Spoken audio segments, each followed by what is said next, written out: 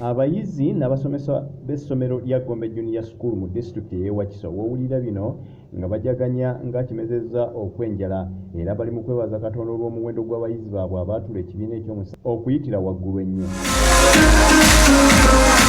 Essomero lino tusanze abaali abayizi kati nga bali mu kujjaganya byansusso olw'okuyitira waggulu era bangi betwogeddeko nabo batugeza ng'obunyiikivu bwabwe n'okwewaayo kw'abasomesa baabwe bwe bikoze ennyo mu kuyita kwabwe. I was a student from Gombe Junior School, Chikajo. I finished P7 last year actually. I want to thank God for enabling all of us and me myself to pass highly.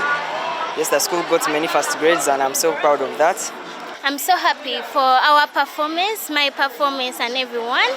I thank my teachers, I thank my parents, I thank the school for everything they did for us. And I'm so happy to go to senior one. I'm so excited. But I really thank God for everything He's done for me, for my aggregates, and for everyone else's aggregates. I thank Him for this mighty school of ours. I thank all the teachers who have taught me. I thank all these other people who have done most of the things like cleaning the classrooms and mopping everything. I thank everyone.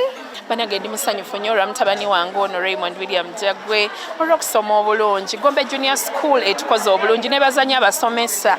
Banaga abasomesa bataddemu amaanyi. Abaana bonna ne bayita bulungi. Tuli basanyufu ffe ng'abazadde. Mu ssomero lino erya Gombe Junior School abayizi 42 bayitidde mu ddaala erisooka ng'okusinga abayizi bakoze nnyo essomo ly'okubala mpozi n'Olungereza. Akulira amasomero ga Gombe Junior Kiwalabye Male agamba abayizi okukola obulungi bati kyavudde ku bukozi n'okwewaayo kwabwe mpozi n'enkolagana gye babadde nayo n'abazadde. Era nga balina bajja kuba ebifo mu masomero gye banaabalaze.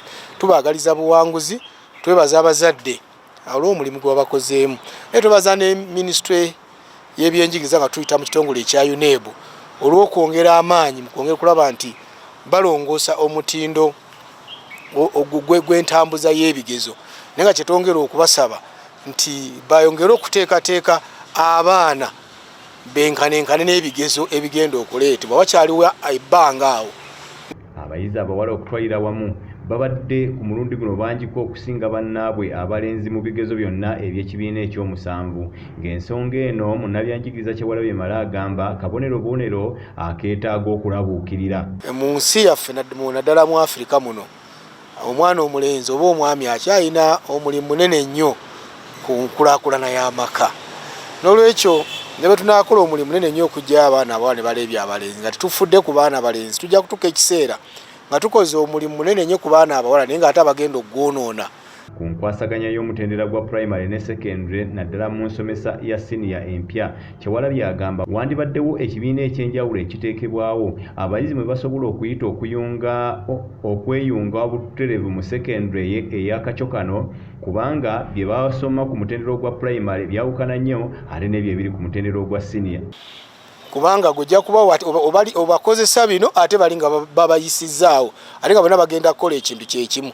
Kyobalaba bwebeera nga poliisi eyawamu kati nga mu international schools mulimu gye bayitanga year 7 eyebeera nga transitional year omwana abadde eno mu primary ng'ayunga mu secondary.